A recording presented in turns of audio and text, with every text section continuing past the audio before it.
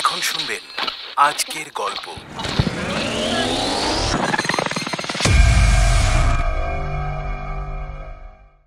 কি আলোটা জ্বলছে না কেন?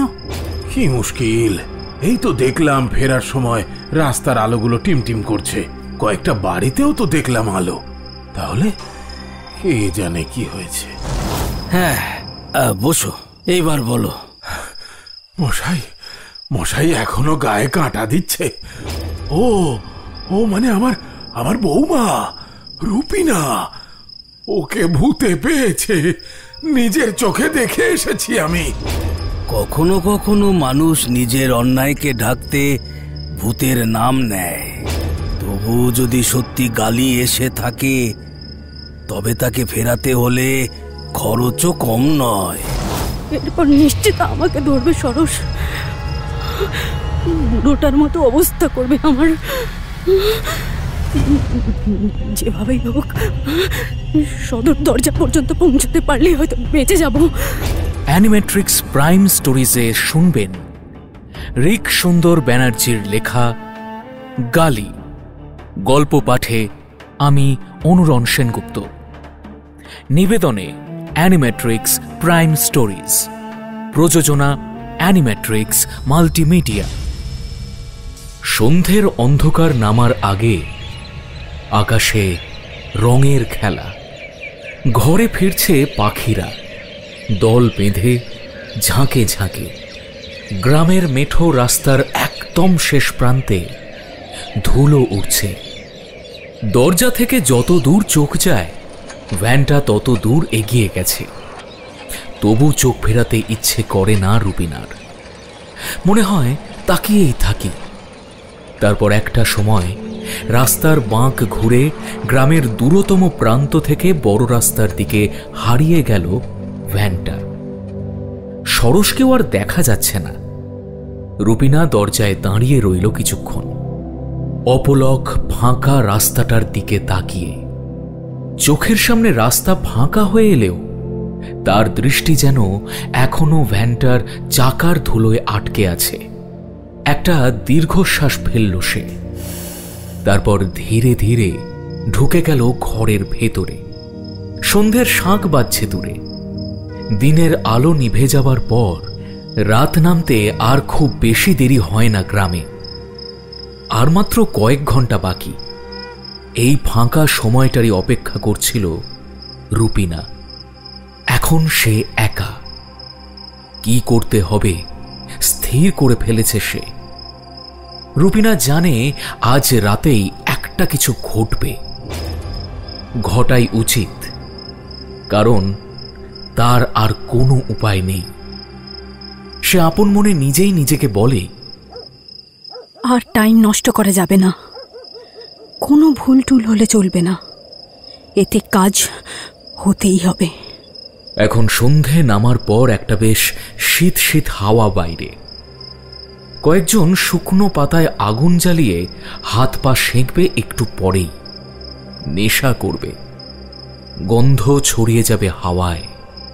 তারপর তারা ব্যস্ত হয়ে পড়বে অন্যের হেঁসেলের খবর নিয়ে।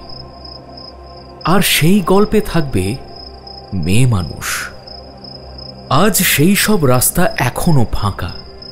আসলে অন্যান্য দিনের তুলনায় কিছুটা আগেই চলে এসেছে জগপতি। সোহাগের উন্মাদনায় উথাল পাথাল তার মন। তার ক্লান্ত পায়ের শব্দ এগিয়ে আসছে রুপিনার বাড়ির দরজার দিকে। নিয়ম মাফিক দরজায় টোকা পড়ল। জগপতি এসেছে। অনেক খাটুনি গেছে সারাদিন। দিনটা যেন শেষ হতেই চাইছিল না। জগপতি চেষ্টা করে এই কয়েকটা দিন গতরের খাটুনি যতটা সম্ভব কম করে তাড়াতাড়ি বাড়ি ফিরে আসার। মানে যে কদিন ছেলে থাকে না বিকেলের আগেই বেরিয়ে যায়। এই দিনগুলোয় সব তাগদ কারখানায় ফুরিয়ে এলে চলবে নাকি? এখন সবে সন্ধে। সারা বাড়িতে মোটে দুজন প্রাণী। গোটা রাত পড়ে আছে। সারা রাত জুড়ে ফুর্তির ফোয়ারা ছুটবে। কল্পনা করেই গায়ে শিহরণ খেলে যায় তার।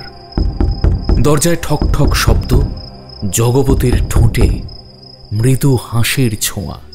খানিক অস্থির সোহাগী গলায় সে বলে,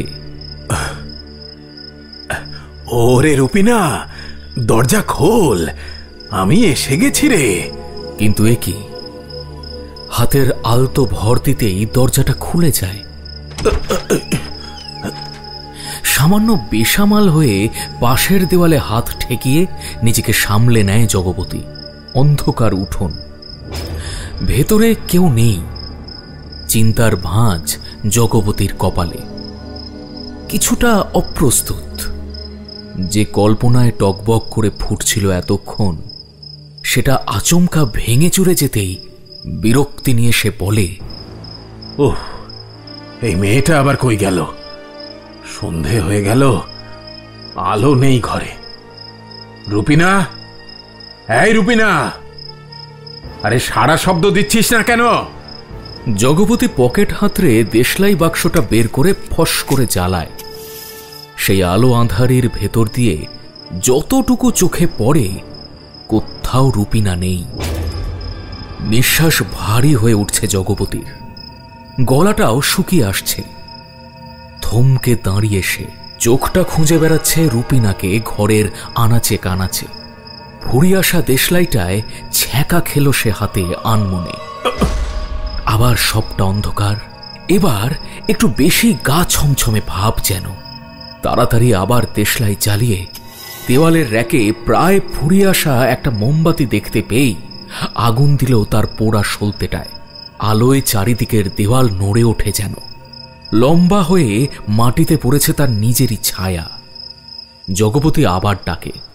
মনে হাজার বিরক্তি থাকলেও গলার স্বরে সেই তেজ নেই আর। কি কি ব্যাপার স্যাপার, কিছুই তো বুঝতে পারছি না। এই তুই কোথায় রে রুপিনা? রুপিনা! গুটি গুটি পায়ে আরেকটু ভেতরের দিকে এগিয়ে যায় জগপতি। ভারী হয়ে গেছে শরীরটা, পা দুটোয় যেন শেকল পরানো। হাঁটতে হচ্ছে কষ্ট করে। ঠিক তখনই শোনা যায় একটা ক্ষীণ শব্দ,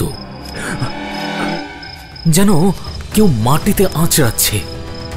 ক্রমশ বাড়ছে শব্দটার তীব্রতা।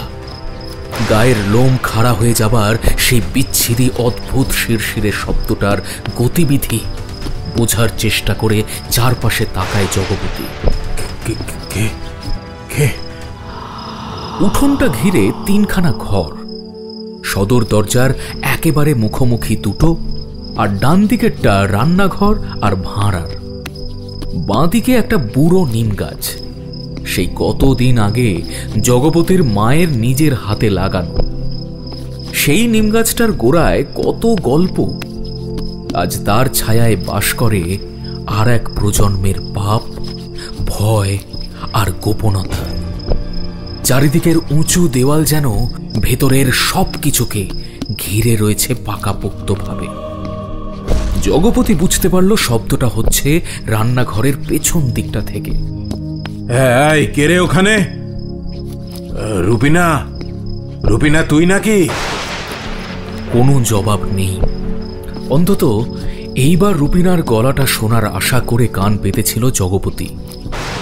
শব্দটা বাড়ছে, ভারী কিছু টেনে আনা হচ্ছে মনে হয়। মানসিক শক্তি কমছে ক্রমশ জগপতি। এরপর কি দেখবে, কতটা সহ্য করতে পারবে সে এই দৃশ্য? এইসব ভেবে তার গলা শুকিয়ে কাঠ। নিজেরই বাড়ি, অথচ মনে হচ্ছে এক দৌড়ে রাস্তায় গিয়ে দাঁড়ালে এই অত্যাচার থেকে মুক্তি পেত। কিন্তু একেবারে দায় দায়িত্ব এড়িয়ে পালিয়ে যাবার মতো নিচু মানসিকতাও তার নয়। সঙ্গে একটা চাপা কৌতূহল তো আছেই। কিন্তু মাগিটা গেল কোন চুলোয়? শালা সন্ধে হয়ে গেল, এতক্ষণে তো সব ঘরে ঘরে আলো জ্বেলে রান্নাঘরের কাজ শুরু করার কথা। প্রত্যাশাটা নেহাত অস্বাভাবিক কিছু নয়, কারণ রুপিনার দৌলতে সবকিছু একদম ঝকঝকে তকতকে। মেয়েটার প্রতি জগবতীর এই টান তো আর এমনি এমনি না। অকারণ আবেগে ভাষার মানুষ সে ছিল না কোনোদিন। ঘরদোরের ব্যাপারে রুপিনার সব দিকে নজর, ভীষণ পয় পরিষ্কার রাখে। অন্তত এতদিন তাই দেখে এসেছে জগপতি। একটা দীর্ঘশ্বাস ফেলে সে আবার নিজের মনে বলে, না না না, এইভাবে মস্করা করে ভয় দেখাবার সাহস রুপিনার হবে না। জানে তাহলে কপালে দুঃখ আছে। আর সোহাগের টান তো আমার একার নয়, বউটারও 16 আনা খিদে। এবার নিজের ভেতর সাহস এনে বেশ বীর দর্পে জগপতি নিজের ঘরে ঢুকতে গেল। আচমকা গরম মোম হাতে পড়তেই জ্বলে উঠল 2 আঙুলের মাঝের অংশটা। ছিটকে মাটিতে পড়ে নিভে গেল মোমবাতিটা। আবার অন্ধকার চারপাশ। হাতড়ে হাতড়ে সুইচ বোর্ডের কাছে পৌঁছয় সে। আলো জ্বালাতে গিয়ে হতবাক হয়ে যায়। বিস্ময় প্রকাশ পায় ওর কথায়। এ কি, আলোটা জ্বলছে না কেন? কি মুশকিল! এই তো দেখলাম ফেরার সময় রাস্তার আলোগুলো টিমটিম করছে। কয়েকটা বাড়িতেও তো দেখলাম আলো। তাহলে কে জানে কি হয়েছে। আপাতত একটু আলোর ব্যবস্থা করা দরকার। যতদূর মনে পড়ছে একটা মোমবাতি দেখেছিলাম এখানেই। কোথায় গেল? জগপতি মনে মনে ভেবে নিল বিদ্যুতের এই সমস্যা তার বাড়ির লাইনেই হয়তো। আবার পকেট হাতড়ে দেশলাই বাক্স বের করে জ্বালাতেই চোখে পড়ল পুরনো একটা মোমবাতি। সেটা জ্বালিয়েই জগপতি ধীরে ধীরে উঠোনে এসে দাঁড়ালো। চারপাশটা আলো আঁধারিতে কেমন মায়াবী দেখাচ্ছে। একটানা তাকিয়ে থাকলে কেমন যেন ভয় ধরে। কিন্তু তার থেকে অনেক বেশি ভয়ানক কিছু অপেক্ষা করছিল তার জন্য। সেই রান্নাঘরের দিক থেকে আসা শব্দটার ভয়াবহতা আচমকা বেড়ে গেল। ভীষণ কর্কশ। কেউ মাটিতে আঁচড়াচ্ছে ক্রমাগত। এ কাজ মানুষের হতে পারে না, তবে কিসের? জগপতির সামনে 2টো রাস্তা খোলা। এক, প্রাণ বাঁচানোর জন্য পালানো, অথবা রুপিনা কোথায় কি অবস্থায় আছে, তার কোনো ক্ষতি হলো কিনা দেখার জন্য অন্ধকার ছোট্ট ঘরটার দিকে এগিয়ে যাওয়া। হাতের কাছে দরজার কোণে একটা বাঁশের লাঠি ছিল, ভামবেড়াল তাড়ানোর জন্য। ঘরের পেছন দিক থেকে আসছে আওয়াজটা। ঘরের সামনে মোমবাতি হাতে দাঁড়িয়ে জগপতি অবাক হয়ে গেল। কোথায় কে? হঠাৎ একটা শব্দে সে চমকে উঠল। রান্নাঘরের পেছন থেকে ভারী কিছু একটা মেঝেতে খুঁষ্টে খুঁষ্টে এগিয়ে আসছে উঠোনের দিকে। চকিতে পেছন ফিরেই আঁতকে ওঠে সে। অন্ধকারে মাটিতে বিশাল আকারের কিছু একটা হামাগুড়ি দিচ্ছে। জগপতির দিকেই এগোচ্ছে সেটা। দেখেই আর্তনাদের মতো বিকট চিৎকার করে উঠল জগপতি। তার বুকটা হাঁপড়ের মতো ওঠানামা করছে। পিছিয়ে আসতে গিয়ে অন্ধকারে দরাম করে হোঁচট খেল একটা। আর ঠিক তক্ষুনি একটা কাঠের টেবিলে ধাক্কা খেয়ে মাটিতে মোমবাতি সহ পড়ে গেল সে। আবার সবটা গুমোট অন্ধকার। গলা দিয়ে শব্দ বেরোচ্ছে না জগপতির। কাউকে চেঁচিয়ে ডাকার ক্ষমতা পর্যন্ত নেই। একটা গোঙানির মতো শব্দ বেরোচ্ছে গলা দিয়ে।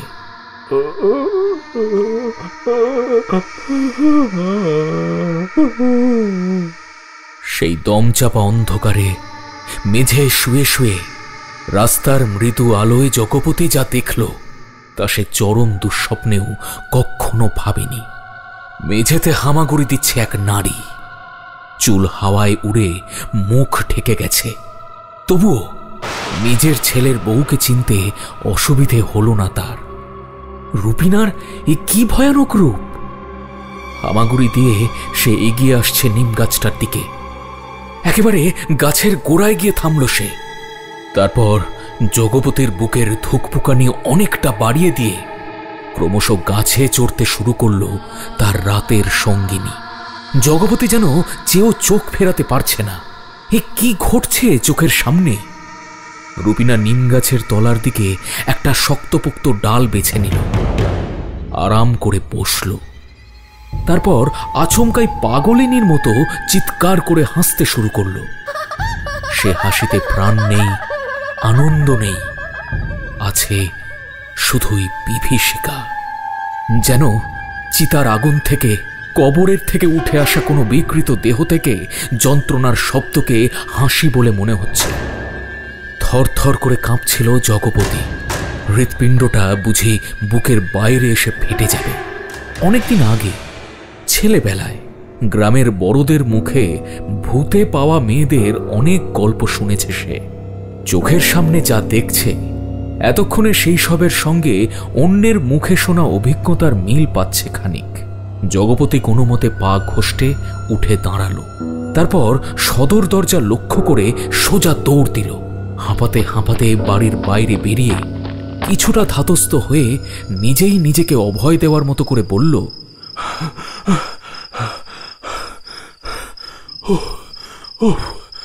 বাপ রে বাপ, খুব জোর বাঁচান বেঁচে গেছি।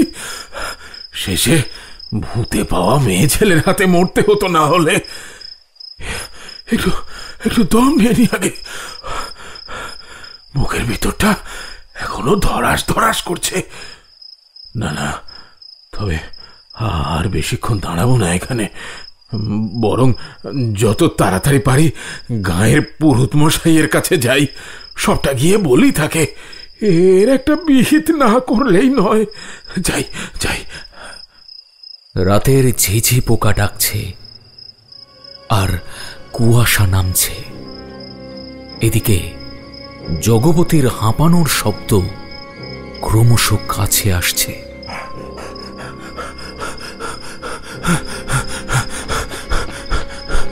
মাটির রাস্তা দিয়ে কেউ যেন দৌড়ে দৌড়ে আসছে।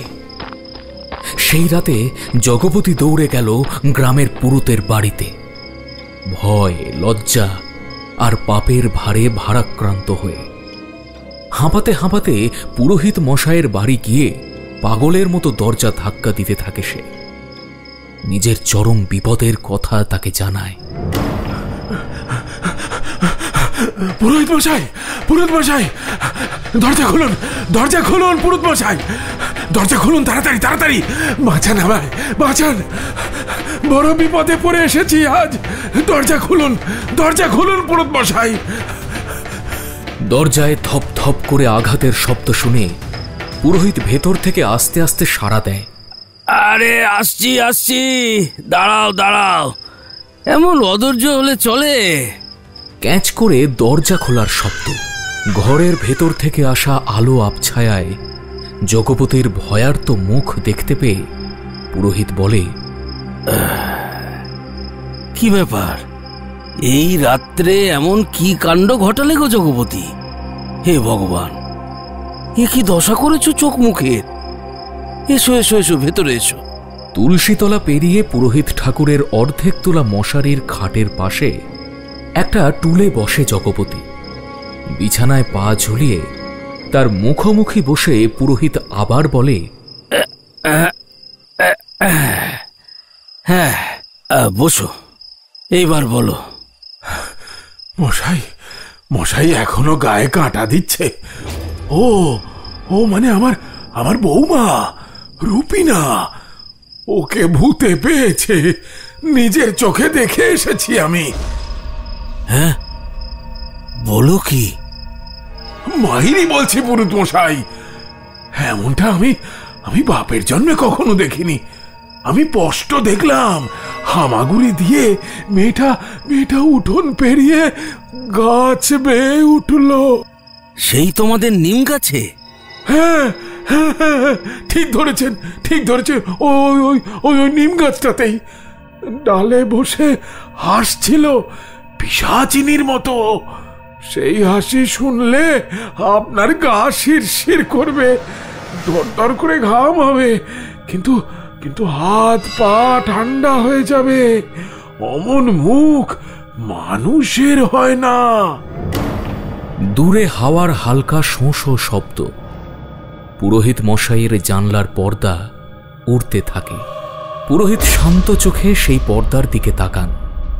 গলার রুদ্রাক্ষটা চেপে ধরে নীরব হয়ে থেকে কিছুক্ষণ পরে গম্ভীর স্বরে বলেন, আচ্ছা, ওই গাছটা কবে লাগানো হয়েছিল জানো? হ্যাঁ, সে তো আমার মায়ের হাতের লাগানো মশাই, বহু বছর আগে। অনেক সময় এমন হয়, মরা মানুষের আত্মা তার প্রিয় জিনিসে আশ্রয় নেয়। সে অনেক কিছুই হতে পারে, বুঝলে?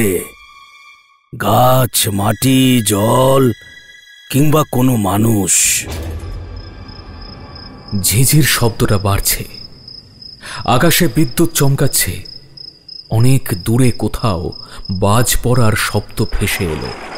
পুরোহিত যেন সমস্যাটা অনুধাবন করতে পারছেন এমনভাবে বললেন, খুব একটা ভুল কিছু দেখোনি যা বুঝতে পারছি। এমন হতেই পারে যে তোমার মায়ের আত্মা ওই গাছের মধ্যেই ঢুকেছে, আর তার অশুভ ছায়া পড়েছে তোমার ছেলের বউটার ওপর। মানে বলছেন সেই ছায়া গাছ ছেড়ে রুপিনার উপর ভর করতে পারে? পুরোহিত সম্মতিসূচক মাথা নাড়ে। ভয়ানক আতঙ্কিত জগপতি বলে, আমি শুনেছিলাম আমাদের দিকের পাড়া গায়ে নাকি এমন ভূত আছে, মেয়েদের শরীরে ঢোকে, হাসায়, রক্ত চায়। হ্যাঁ, ঠিক। গালি হলো এমন এক আত্মা যে নিজের অপমানের প্রতিশোধ নিতে মানুষের শরীর ধার নেয়। জগপতি চমকে গিয়ে নিজের অজান্তে কেঁপে ওঠে। সেটা পুরোহিতের নজরে পড়ে। তিনি এক দৃষ্টে তাকিয়ে থেকে জগপতির অস্থিরতা লক্ষ্য করেন। জগপতি বোধহয় আরো ঘাবড়ে যায় কোনো অপরাধ বোধে। পুরোহিত জানতে চায়, আচ্ছা, ভালো করে ভেবে বলো তো, রুপিনার চোখে কি তুমি কোনোদিনও এমন কিছু দেখেছো যাতে মনে হয় ইচ্ছার বিরুদ্ধে অপমান সয়ে কিছু করছে? জগপতি এই প্রশ্নের জন্য মোটেই প্রস্তুত ছিল না। তার মুখটা যেন শুকিয়ে যায়। নিজেকে কিভাবে আড়াল করবে বুঝতে না পেরে বারবার হোঁচট খায় উত্তর দিতে গিয়ে। অপমান? কি কি মানে কি কি কি কি বলছেন পুরোহিত মশাই? আমি তো আমি কিছু বলিনি জগপতি, তুমি নিজেই তো ভয় পাচ্ছ। কখনো কখনো মানুষ নিজের অন্যায়কে ঢাকতে ভূতের নাম নেয়। তবু যদি সত্যি গালি এসে থাকে তবে তাকে ফেরাতে হলে খরচও কম নয়। আমি দেব মশাই, যত লাগে দেব। ও আমার ছেলের বউ, আমার ঘরের সম্মান, ওর এমন হতে দেব না। তাহলে মন দিয়ে শোনো যা বলছি। কাল ভোরে রুপিনাকে আলাদা ঘরে বসিয়ে রাখবে, চারিদিক বন্ধ থাকবে। আমি আসব মন্ত্র নিয়ে, তিলক নিয়ে আর অগ্নি নিয়ে। তার আগে কেউ ওর কাছে যাবে না, ছায়াও মারাবে না। আর যদি তুমি বা তোমার ছেলে ওর সামনে যাও তাহলে। কথা শেষ করতে না দিয়েই আতঙ্কিত জগপতি আগে ভাগে বলে ওঠে, আমি কথা দিচ্ছি আপনাকে, এরকম কিচ্ছু আমি হতে দেব না। আপনি আসবেন তো কাল ভোরেই? জগপতির এই উত্তেজনাকে পাত্তাই দেয় না পুরোহিত মশাই। তিনি যেন প্রতিজ্ঞাবদ্ধ হয়ে দৃঢ় গলায় নিজেকেই নিজে বলেন, গঙ্গার জল আর শাস্ত্র মতে সব শান্ত হবে।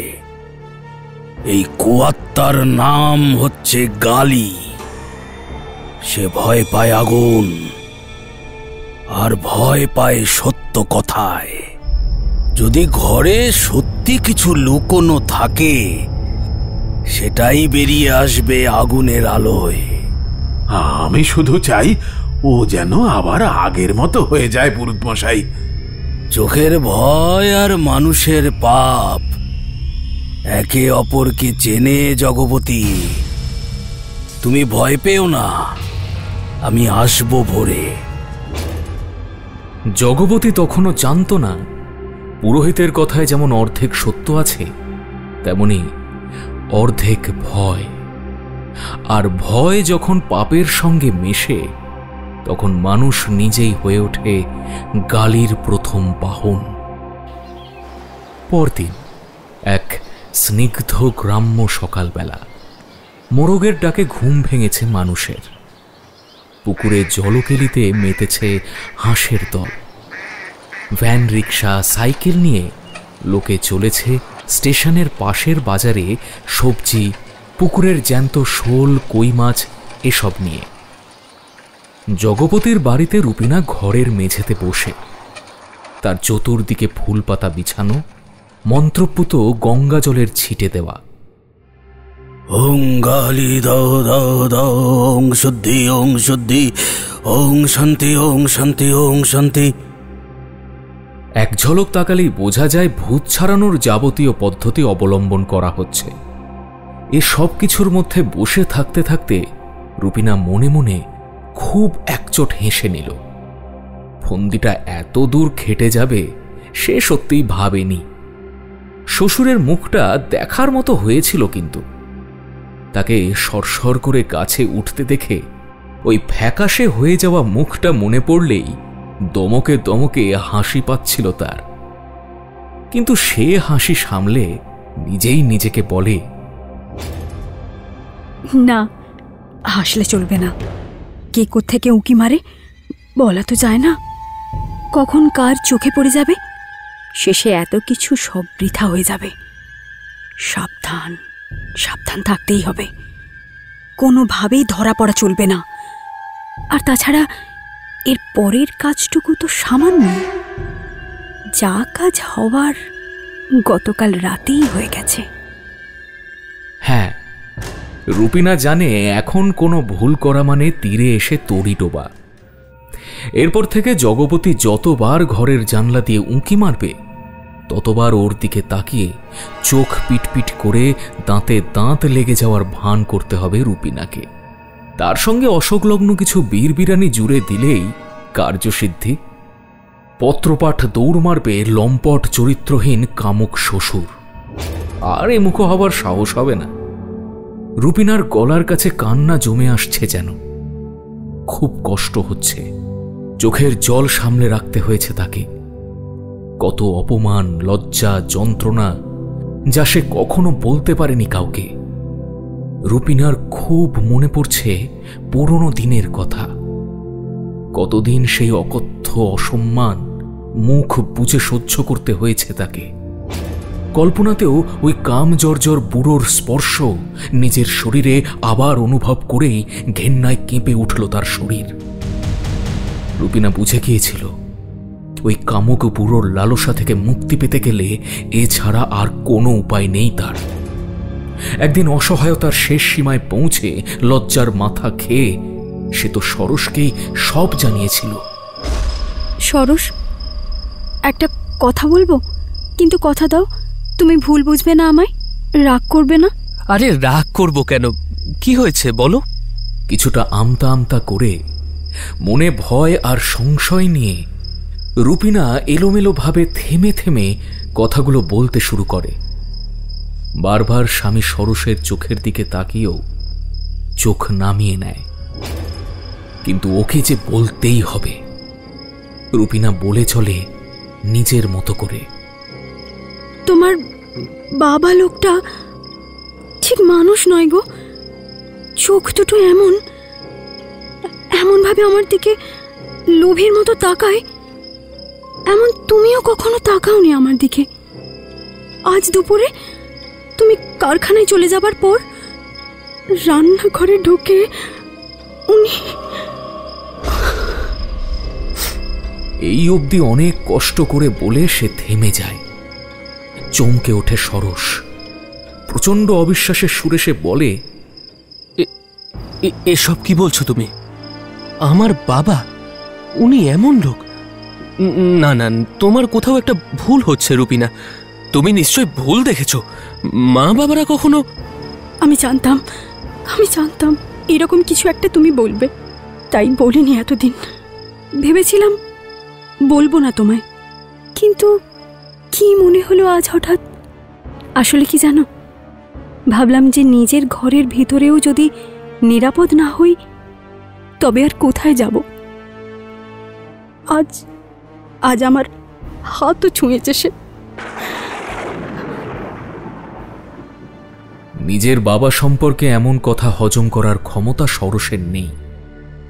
যদিও সে মানুষটা তার বাবার মতো নয়, তাই অতি নাটকীয় কিছু না ঘটিয়ে দ্বিধাগ্রস্ত মিনমিনে স্বরে অনেকটা লাজ লজ্জা আড়াল করে প্রথমে হাতের ইশারায় থামতে বলে রুপিনাকে।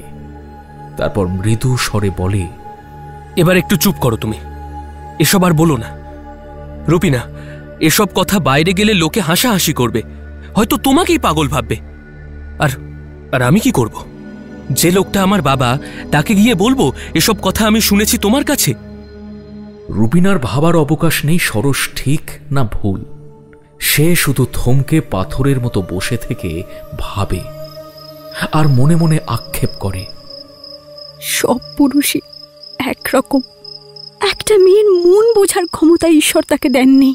তার ধারণাই নেই যে কত জ্বালা যন্ত্রণা পুষে রেখে একটা মেয়ে এরকম নালিশ করতে পারে। রুপিনার চোখ থেকে গাল বেয়ে গড়িয়ে পড়ছে জল।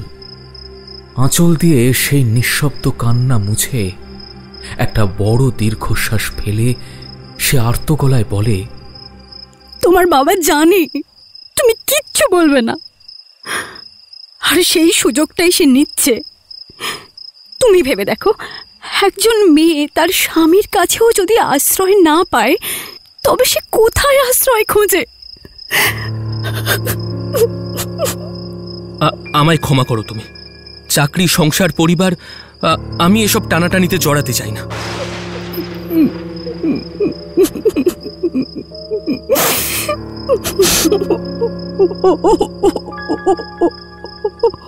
ফুঁপিয়ে ফুঁপিয়ে কাঁদতে থাকে রুপিনা।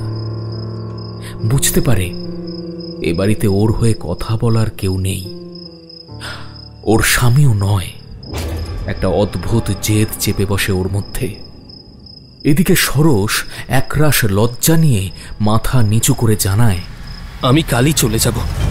কয়েকদিন কাজের অজুহাতে বাইরে থাকবো, হয়তো তাতেই পরিস্থিতিটা বদলাবে। এই অবাস্তব সমাধানের কথা শুনে রুপিনার চোয়াল শক্ত হয়ে যায়। সে সরসকে কড়া গলায় বলে, তুমি যাচ্ছ যাও, আমি একাই থাকবো। আমারটা আমি বুঝে নেব। তবে মনে রেখো সরস, আমি নিজেকে আর কাউকে ছুঁতে দেব না, এমনকি মৃত্যুকেও না। পুরোহিতের ওই যজ্ঞের আয়োজনের মধ্যে বসে এই সব মনে পড়ছিল রুপিনার। নিজের স্ত্রীর দিকে বাপের নোংরা নজর আছে, সেসব বৃত্তান্ত জেনেও সরসী বা কি করল? এমন একটা বিষয় নিয়ে আপন বাপের মুখোমুখি হতে হবে ভেবেই মরমে মরে গিয়েছিল তার বিয়ে করা বর। উপরন্তু এসব অস্বস্তিতে পড়তে চায় না বলে ছুটির একদিন বাকি থাকতেই আগে ভাগেই কারখানায় চলে গেল। সে পালিয়ে গেল কার্যত। রুপিনা পড়ে রইল একা। কাজেই অসভ্য লোকটার থেকে নিজের ইজ্জত বাঁচাতে ওই ভূতে পাওয়ার অভিনয় ছাড়া আর কি বা করার ছিল তার? মনে ছিল রুপিনার ছোটবেলা যে গ্রামে কেটেছিল সেখানে থাকতো এক বুড়ি। এই বুড়ির আচার আচরণ খুবই অসংলগ্ন ছিল। গ্রামের সবাই বলা বলি করত বুড়িকে গালিতে পেয়েছে। গালি ওই অঞ্চলের একটা বদ আত্মা, তার অনেক ক্ষমতা। বুড়ির নানান অলৌকিক ঘটনার কানাঘুষো শোনা যেত গোটা গ্রামে। রুপিনার মনে ছিল ভয়ে কেউই ঘাঁটাত না বুড়িকে, সে নিজেই নিজের মতো থাকত। এতদিন পর নিজের সম্মান রক্ষা করতে সেই ভূতে পাওয়া বুড়ির কথাই মনে পড়ে গিয়েছিল রুপিনার। তবে মুশকিল যে কিছু হচ্ছে না তা নয়।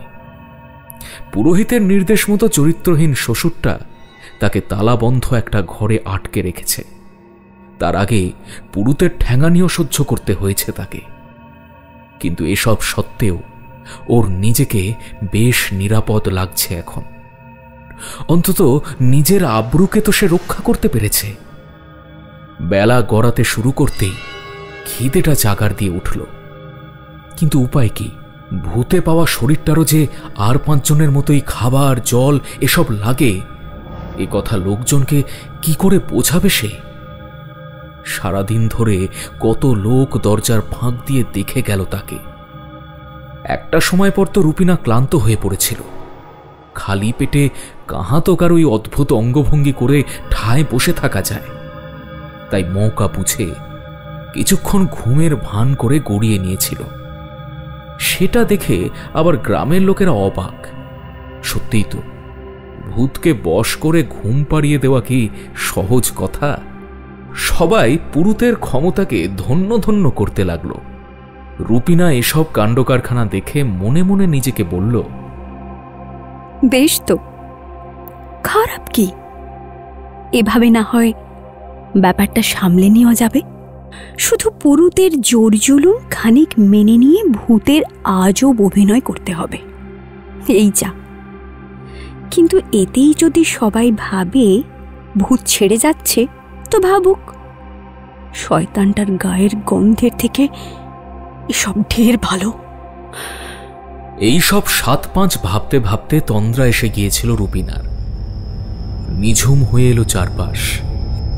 দিনের আলো যেটুকু দেখা যাচ্ছিল নিভে গেল ক্রমশ।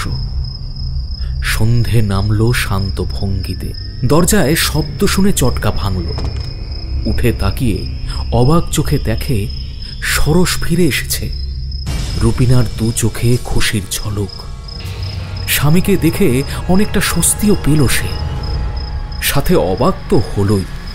ও ভাবতেই পারেনি সরস সত্যি সত্যি কাজ ছেড়ে চলে এসেছে ওর জন্য। বিশ্বাস হচ্ছিল না রুপিনা কিভাবে যে আনন্দ প্রকাশ করবে। ভাবতে ভাবতেই দেখল সরস কেমন একটা উচ্ছ্বাসহীন গলায় বলে উঠল, শরীরটা ভালো লাগছে না। কথাটা বলেই ঘর থেকে বেরিয়ে গেল সে। রুপিনা দমে গেল খানিক। চিন্তিত হয়ে মনে মনে আবার ভাবতে শুরু করল, যা বাবা, সরসের হলো কি? কারোর থেকে কিছু জানতে পারলো নাকি? বউকে ভূতে পেয়েছে শুনে ভয়ে চিন্তায় শরীর খারাপ হলো নাকি? এমনিতেই বউ শ্বশুরের সম্পর্কে এমন সব কথা বলেছিল যে সরসের তাতে খারাপ লেগেছিল। এখন আবার ভূতে ভর করা বউকে বাড়ি থেকে বিদায়ের কথা ভাবছে কিনা কে জানে। নাকি সত্যি সত্যি শরীরটা ভালো নেই। এসব 7-5 ভাবতে ভাবতে ধীরে ধীরে দরজার দিকে এগিয়ে গেল সে।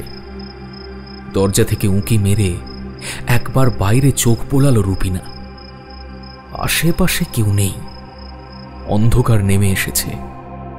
রুপিনা পা টিপে টিপে অন্য ঘরে গিয়ে দেখে সরস মেঝেতে শটান হয়ে শুয়ে আছে। তার চোখ দেওয়ালের দিকে। একটু ভয়ে ভয়েই ধীর গলায় জিজ্ঞেস করল রুপিনা, তুমি কি কিছু শুনেছ? মানে বলছিলাম, ভয়ের খারাপ কিছু? সরস কোনো জবাব দিল না। রুপিনার অস্বস্তি বাড়তে লাগলো এবার। কিন্তু তবুও সে গলাটা কিছুটা স্বাভাবিক করে সহমর্মী হয়ে বলল, এই কি গো, শুনছো? আচমকা খারাপ হলো বুঝি শরীরটা? এবারও কোনো উত্তর দিল না সরস। ব্যাপার কি? সরস এরকম অদ্ভুত আচরণ করছে কেন? চিন্তায় পড়ে গেল রুপিনা। একবার ঘাড় ঘুরিয়ে এদিক ওদিক ভালো করে দেখে নিল সে। না, তারা 2 জন বাদে আর কেউ নেই। একটু সাহস পেল। ভূতের নাটক বন্ধ করা যেতেই পারে এবার। সরসের কাছে গিয়ে ফিসফিস করে বলল, শুনছো? তোমায় তো আমি বাবার ব্যাপারে সব বলেছিলাম। প্রতিবার তুমি বাইরে গেলেই উনি চরম অসভ্যতা শুরু করেন। সহ্যের সীমা পেরিয়ে যাচ্ছিল আমার। তাই আর উপায় না দেখে এসব ভূতে পাওয়ার নাটক করতে হয়েছে আমাকে।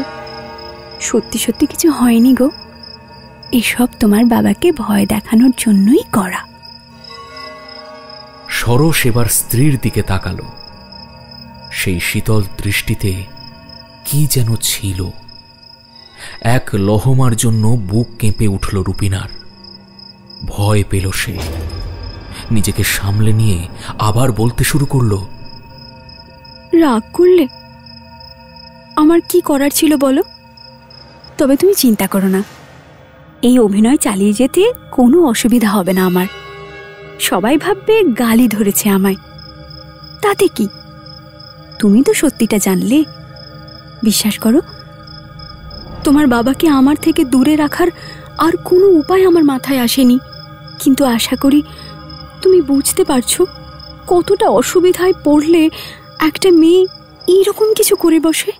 সরসের মধ্যে কোনো বিকার নেই, সে যেন এখানে নেই আর। তার দৃষ্টি বহু বহু দূরে কোথাও নিবদ্ধ। সেই শীতল চোখের দিকে চেয়ে ভয়ে উৎকণ্ঠায় গা শিরশির করে উঠল রুপিনার। এবার সে ব্যাকুল হয়ে উঠল। কি গো, কি হলো তোমার? বুঝতে পারলে আমি কি বলছি? শুনছো আমার কথা? সরসের ঠোঁট নড়ে উঠল। সে একইভাবে তাকিয়ে আবারও বলল, শরীরটা ভালো লাগছে না। এবার মুখ ফিরিয়ে চোখ বন্ধ করে ফেলল সে। সরসের ঠোঁটের কোণে ফেনা, দাঁত কিড়মির করছে। ভয় পেল রুপিনা। লক্ষণ তো ভালো নয়। রুপিনা নিজের মনেই আশঙ্কা প্রকাশ করল নানা কথা বলে। কেউ কি কিছু খাইয়ে দিল মানুষটাকে? এরকম তো আগে কখনো দেখিনি। নির্ঘাত খুব শরীর খারাপ হয়েছে, এক্ষুনি কাউকে দেখানো দরকার। কিন্তু এই অবস্থায় আমি একা কি করব? কোথায়, কার কাছে নিয়ে যাব? অন্ধকার নেমে এসেছে, রাস্তাঘাট এমনিতেই ফাঁকা এখন। কাকে ডাকবো? আর গ্রামের লোকজন জানে আমায় ভূতে ধরেছে, তারা ভয়ে কাঁটা হয়ে আছে। আমি ডাকলে কেউ আসবে নাকি? কেনই বা আসবে? তাহলে উপায়? খুবই অসহায় অবস্থা রুপিনার। নিজেরই মিথ্যে নাটকে সে এখন গ্রামের সবার কাছে ভয়ের কারণ। সে যা দেখিয়েছে আর পুরোহিত মশাই নানা কৌশলে তাকে জব্দ করার যে নাটক করেছে, সেটাই এখন রীতিমতো বুমেরাং হয়ে গেছে। অথচ চোখের সামনে নিজের স্বামীকে এরকম জটিল কোনো অসুখে দেখে একটা মানুষের মুখ তার মনে আসছে না যে এখন এই বিপদ থেকে রক্ষা করতে পারে। হঠাৎ রুপিনার মাথায় বুদ্ধি খেলে গেল। তার মনে হলো একজন আছে। মুখটা ভেসে উঠল চোখের সামনে। রুপিনা নিজেকে বোঝালো, কিছু করার হলে করতে পারে একটা লোকই। ব্যাটা যতই লম্পট হোক, অন্তত নিজের ছেলের জন্য সে নিশ্চয়ই কিছু করবে। আর এই পরিস্থিতিতে আমারও উপায় নেই, ওই জগপতিরই সাহায্য নিতে হবে। কখন যে ফিরবে লোকটা কে জানে? ভয়ে আদৌ ফিরবে তো? কি জ্বালায় পড়লাম রে বাবা! উফ! রুপিনা নিজের ঘরে গিয়ে অস্থির হয়ে পায়চারি করতে লাগলো। বাইরে যে কোনো শব্দে তার মনে হলো এই বুঝি জগপতি ফিরে এসেছে। কিন্তু না, দেখলো তার মনের ভুল। জগপতি ফেরেনি। দেওয়াল থেকে একটা দুটো টিকটিকি মারামারি করতে করতে একটা উল্টে রাখা বড় হাঁড়ির উপর পড়ে শব্দ হয়েছে। বা কখনো বেরিয়ে মনে হলো ঝোড়ো হাওয়ায় দরজাটা কাঁপছিল। হঠাৎ সরসের ঘরটা থেকে কিসের যেন একটা শব্দ শোনা গেল। ভালো করে কান পেতে শুনল রুপিনা। হ্যাঁ, এ তো নিশ্চিত কারোর পায়ের শব্দ। কেউ হেঁটে বেড়াচ্ছে। রুপিনা পা টিপে টিপে নিঃশব্দে ঘরের দরজায় গিয়ে দাঁড়ালো। নিজের চোখকে বিশ্বাস করতে পারছে না সে। দরজার মুখোমুখি পা ছড়িয়ে বসে আছে সরস। তার চোখ উল্টে গেছে, মনি অদৃশ্য, সাদা অংশটা ধকধক করছে, যেন বেড়ালের চোখের মতো জ্বলছে অন্ধকারে। ক্রমাগত দাঁত কিরমির করে কি যেন বলছে সে ভাষা দুর্বোধ্য, রুপিনার অজানা। ঘরে অদ্ভুত একটা পচা দুর্গন্ধ যেন। মুখের ফেনা তুলে বিড়বিড় করছে সরস। এই মানুষটা এই রুপিনার অজানা। ঘামে ভিজে গেছে সারা শরীর, তার দিকে তাকানো যাচ্ছে না।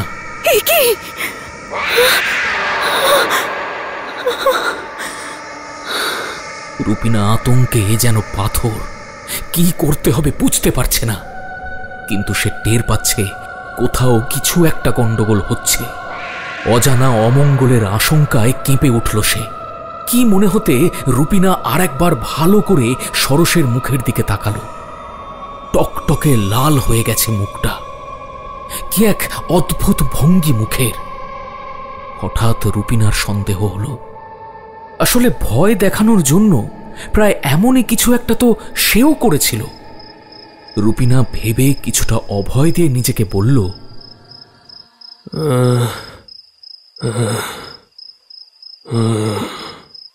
এটা কি সরস ভান করছে নাকি?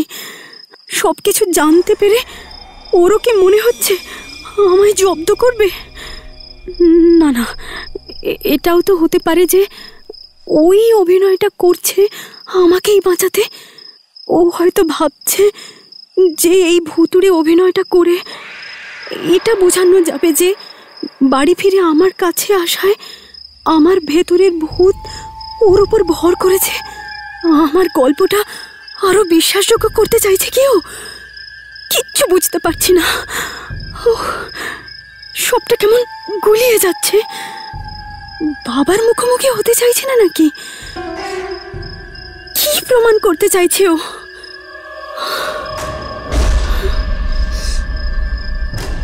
আর থাকতে না পেরে রুপিনা বলেই ফেলল, এই এমন করছো কেন? এগুলো তো আমার করার কথা। কি হয়েছে তোমার? তুমি এরকম করতে শুরু করলে সমস্যা বাড়বে আরো। দোহাই তোমার, বন্ধ করো এসব। কে কার কথা শুনে সরসকে কিছুতেই থামানো যাচ্ছে না। রুপিনার মাথা কাজ করছে না, শরীর ভারী হয়ে আসছে। সারাদিন খাওয়া হয়নি, আর দাঁড়াতেও পারছে না সে। সে টলতে টলতে নিজের ঘরে গেল, একটু বিশ্রাম দরকার। অন্ধকার আরো গাঢ় হলো, নিঝুম নিশ্চুপ হয়ে গেল সব। বাইরে শুধু ঝিঁঝির ডাক, আর মাঝে মাঝেই অনেকগুলো কুকুর একসাথে ডেকে উঠছে। পাঁচিলে একটা বিড়াল মরা কান্না জুড়েছে আচমকা। রুপিনা চেষ্টা করলো ভয় দেখিয়ে তাড়াতে, লাভ হলো না কোনো। ক্রমশ ওই ঘর থেকে নানা রকম আওয়াজ শুনতে পেল রুপিনা। আর অতদূর যাওয়ার শক্তি নেই। শ্রান্ত শরীরটা টানতে টানতে কোনো রকমে দরজা অবধি পৌঁছল। তারপর মুখ বাড়িয়ে উঁকি দিল সরসের ঘরের দিকে। প্রথমে অন্ধকারে কিছু নজরে পড়ল না তার। তারপর চোখ সয়ে এলে একটু নিচের দিকে তাকাতেই ভয়ে শিউরে উঠল। সরস হামাগুড়ি দিচ্ছে মাটিতে। গতকাল যেভাবে উঠোনের দিকে এগোচ্ছিল রুপিনা, ঠিক ওই রকম ভাবে মাটিতে ঘষ্টানোর শব্দ, আর সেই দুর্বোধ্য বিড়বিড়ানি চলছেই। দূরে থেকেও তার গন্তব্য কোথায় বুঝতে অসুবিধে হচ্ছে না। সরস চলেছে সেই নিম গাছের দিকেই। আতঙ্কে নীল হয়ে গিয়ে রুপিনা দেখল তার স্বামী সেই নিম গাছের সামনে গিয়ে থামল কিছুক্ষণ। তারপর গতকাল তার অভিনয়ের হুবহু নকল করে গাছ বেয়ে উঠতে শুরু করল। রুপিনা ভয়ে আতঙ্কে একটা আকাশ ফাটানো চিৎকার করতে যাবার মুহূর্তেই দরজায় শব্দ হলো। জগপতি এসেছে। বাড়ি ঢুকে প্রথমেই জগপতির নজরে এলো রুপিনা অদ্ভুত ভঙ্গিতে দরজায় ঠেস দিয়ে দাঁড়িয়ে আছে। সে নিজেই নিজেকে প্রশ্ন করল খানিক অবাক হয়ে, তবে কি গ্রামের লোকগুলো মিথ্যে বলল আমাকে, নাকি আমি ভুল শুনলাম? মাগিকে এখনো ভূতে ছাড়েনি তো, এখানে এভাবে দাঁড়িয়েই বা আছে কেন? এই সব ৭-৫ ভাবতে ভাবতে জগপতির নজর পড়ল রুপিনার চোখের দিকে। তার চোখের ওই উদ্ভ্রান্ত দৃষ্টি দেখে চমকে উঠল সে। তারপর রুপিনার দৃষ্টি অনুসরণ করে নিম গাছের দিকে তাকাতেই নিজের ছেলেকে দেখতে পেল। দেখল সে হুবহু গতকালের রুপিনার মতো তার একমাত্র ছেলে সরস গাছের উপরের দিকে একটা ডালে বসে এক দৃষ্টে তাকিয়ে আছে তার দিকে।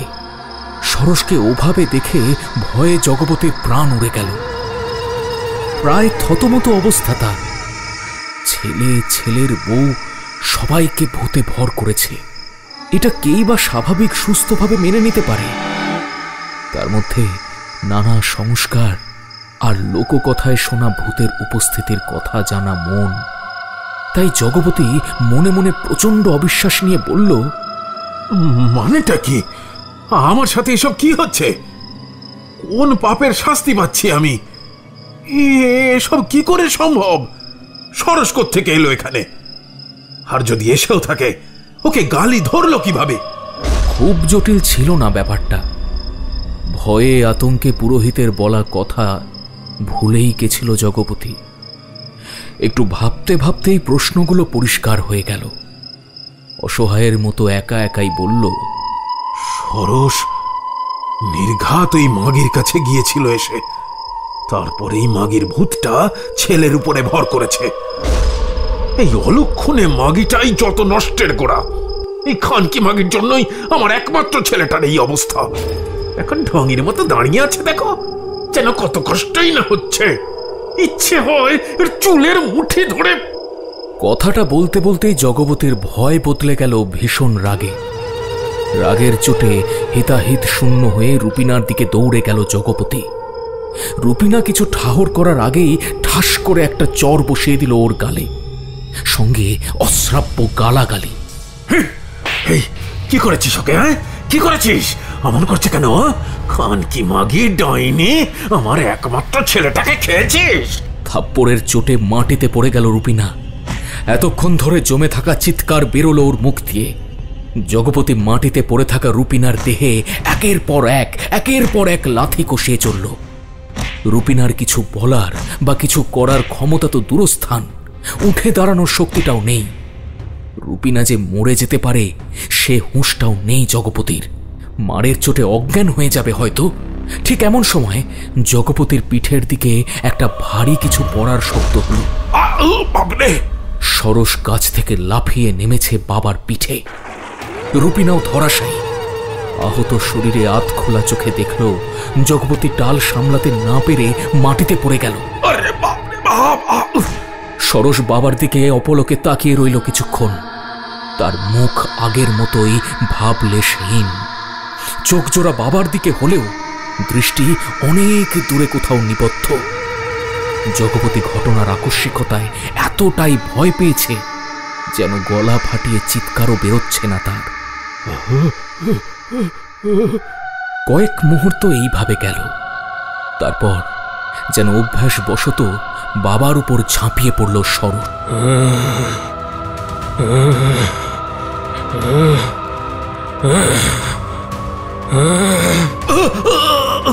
মন্ত্রমুগ্ধের মতো রুপিনা দেখে চলল সব।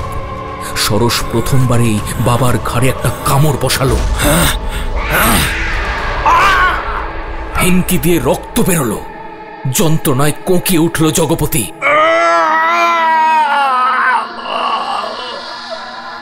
কিন্তু একটু পরেই সেই চিৎকার হঠাৎ বুঝে গেল। এবার ঘাড়ের অনেকখানি মাংস তুলে নিয়েছে সরস। রক্ত স্নান করা শরীর, রক্তের ধারা গড়িয়ে যাচ্ছে মাটিতে পড়ে থাকা রুপিনার পাশ দিয়ে। আর চেঁচানোর অবকাশ নেই জগপতির, কারণ সব শেষ। রুপিনা দম বন্ধ করে দেখল তার স্বামী তার শ্বশুরের লাশ থেকে মাংস খুবলে খুবলে খেয়ে চলেছে। প্রথমে হাত, তারপর কনুই, তারপর কাঁধ, এরপর হয়তো গোটা শরীর। ধীরে ধীরে সম্বিত ফিরল রুপিনার। পালাতেই হবে, হ্যাঁ পালাতেই হবে। আর কিচ্ছু ভাববার সময় নেই। প্রাণপণে পিছু হটতে শুরু করলো সে। এরপর নিশ্চিত আমাকে ধরবে সরস। বুড়োটার মতো অবস্থা করবে আমার। যেভাবেই হোক সদর দরজা পর্যন্ত পৌঁছতে পারলেই হয়তো বেঁচে যাব।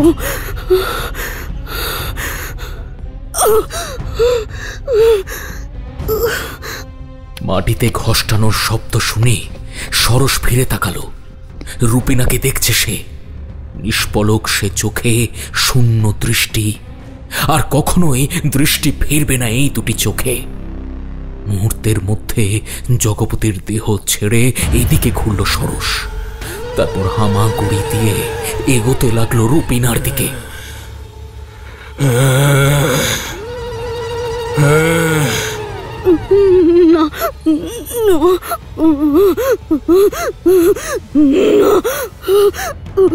রুপিনার সাথে ওর দূরত্ব ক্রমশ কমছে। ক্ষতবিক্ষত রুপিনা নিজেও। কুমির যেভাবে শিকারের দিকে এগিয়ে যায় সেভাবেই সরসও রক্তাক্ত দাঁত বের করে রুপিনাকে ছুঁয়ে ফেলার চেষ্টা করছে। রুপিনা বাঁচার জন্য আর্তনাদ করছে, কিন্তু তার শরীরেও পালানোর ক্ষমতা নেই আর। ভয় কেবল অন্ধকারে নয়, ভয় লুকিয়ে থাকে মানুষের ভেতরেও। আর কালী, সে কেবল ভূত নয়, সে পাপের উত্তরাধিকার।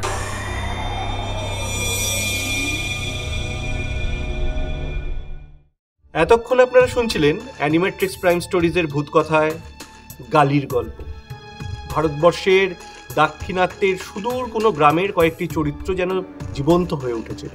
গালি কি?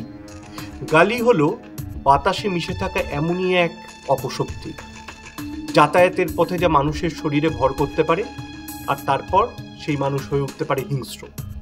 অন্যদের জন্য এ প্রাণঘাতীও হতে পারে। কিন্তু কেবলই কি এইটুকু? আমরা অনেক সময় শুনতাম হাওয়া বদল করলে মানুষের স্বাস্থ্য ভালো হয়ে যায়।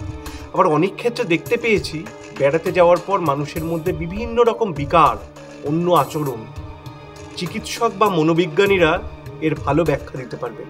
কিন্তু গালি হয়তো আসলে মানুষের চারিত্রিক বা পার্সোনালিটির এক ধরনের ডিসঅর্ডার, তাই ভূত নয়। আসলে গালি আমাদের মনেরই কোনো গহীন খোঁজের সন্ধান দেয়। গল্প পাঠে আমি অনুরণ সেনগুপ্ত। বিভিন্ন চরিত্রে অভিনয় করলেন রুপিনা তৃপ্তি দাস, জগপতি শান্তনু দত্ত, সরস শুভম রায় চৌধুরী এবং পুরোহিত মনীষ ঘোষ। নিবেদনে অ্যানিমেট্রিক্স প্রাইম স্টোরিজ, প্রযোজনা অ্যানিমেট্রিক্স মাল্টিমিডিয়া। এরকম আরও সুন্দর সুন্দর গল্প শুনতে হলে অ্যানিমেট্রিক্স প্রাইম স্টোরিজ চ্যানেলটি সাবস্ক্রাইব করুন এবং বেল আইকনটি প্রেস করতে ভুলবেন না যেন। এমন সব গল্প শুনতে হলে সাবস্ক্রাইব করুন অ্যানিমেট্রিক্স প্রাইম স্টোরিজ।